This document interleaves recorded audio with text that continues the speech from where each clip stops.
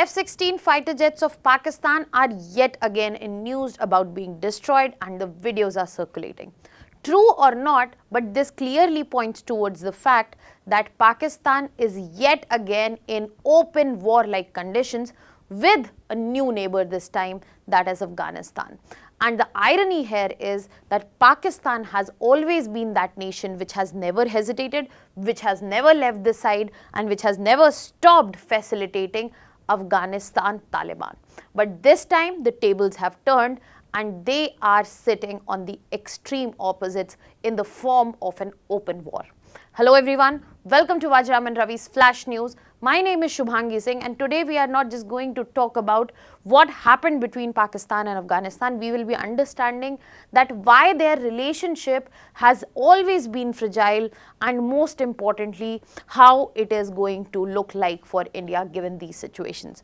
So let us start with understanding that what exactly has unfolded, that what happened as of now, that all of a sudden Afghanistan and Pakistan are standing in conflict.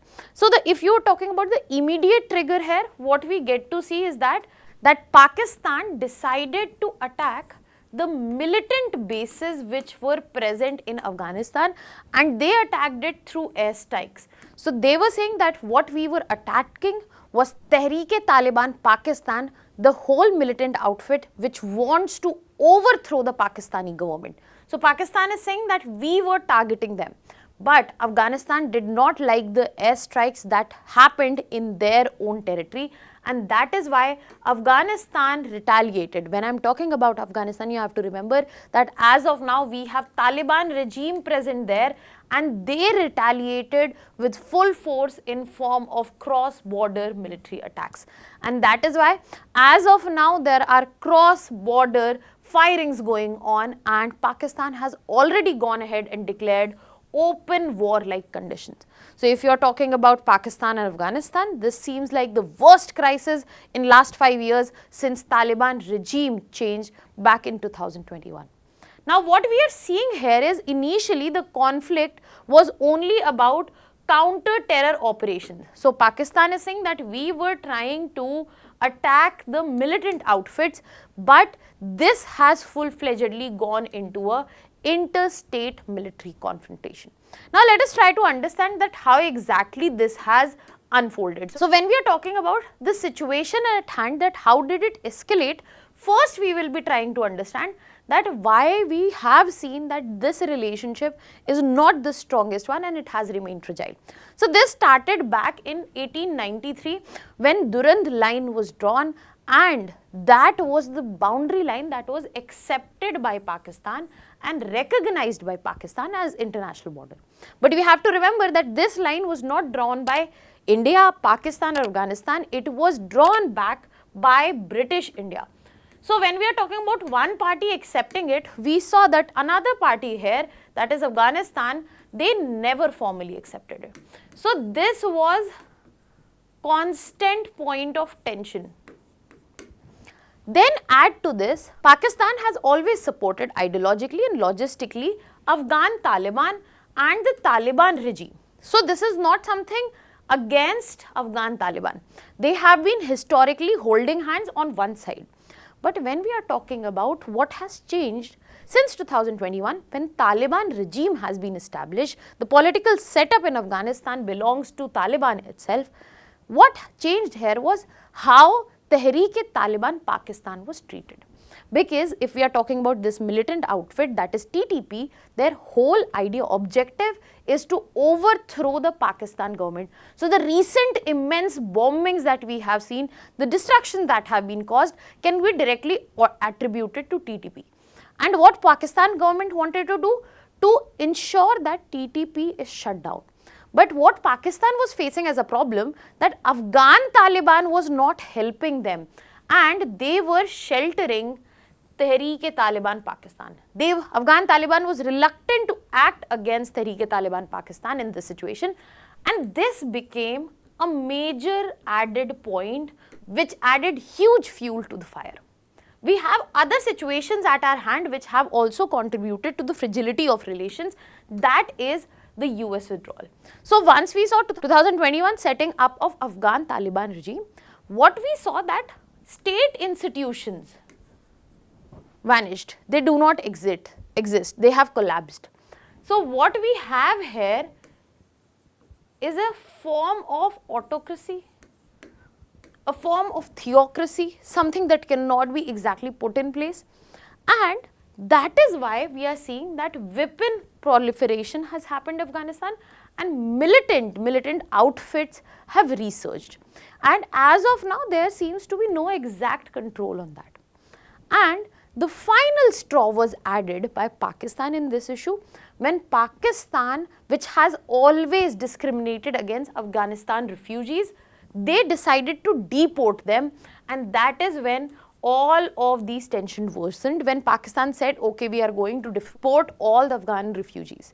So all of this on another, this was piling up, and that is when immediately the situation escalated, when TTP attacks immensely increased in Pakistan in form of suicide bombings, attacking the military bases. If you look at year 2025, no month has gone by where Tehreek-e-Taliban Pakistan has not attacked Pakistan.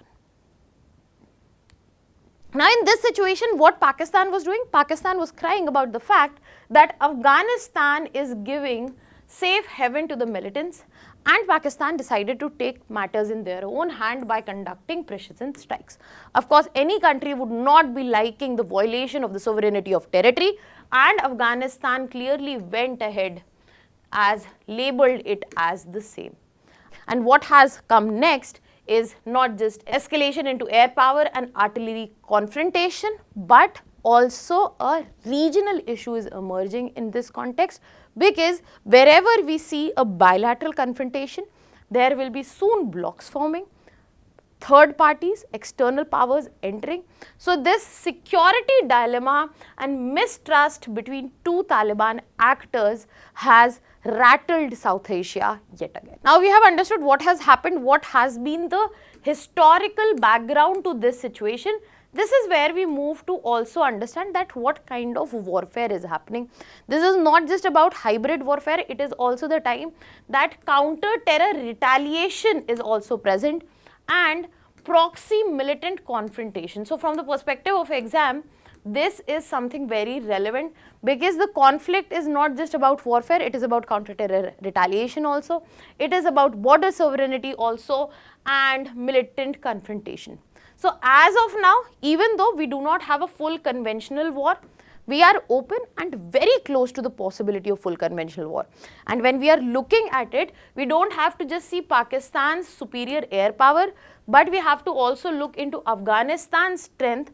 But at the same time, as I said, it would not take much time for blocs and countries to emerge, because Pakistan, even though low on money, is high on China's help. So this is something that can actually emerge into full conventional war, and there is a risk of low intensity border war which can be prolonged. We do not know for how long.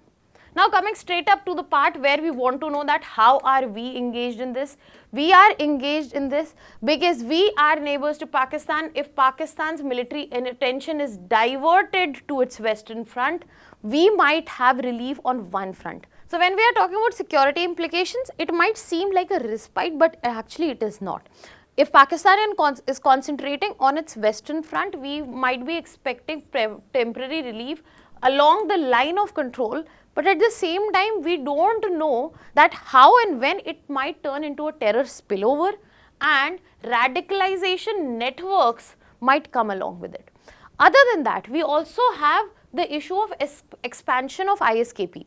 Islamic State of Khorasan province, they might expand, and we have to worry about encroachment of this radicalization towards us, and also how transnational jihad groups might take it.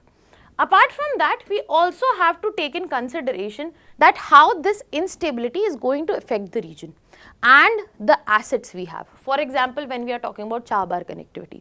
Chabahar connectivity, one of the biggest points here was to connectivity to Afghanistan as well, not just Central Asia. Other than that, India-Afghan development projects where India is investing, if that country goes into war, this investment becomes zero. So this is the time, it might seem like a time where two others are fighting and India can sit down, but it is not. This is the time that India needs to strategically position itself as a regional stakeholder, and most importantly to ensure that the partnership that we have been building in Afghanistan, the humanitarian partnership, that stays in very much place. Now that was all from my side. If you have any doubts or questions, you can put it down in the comment section. Thank you so much.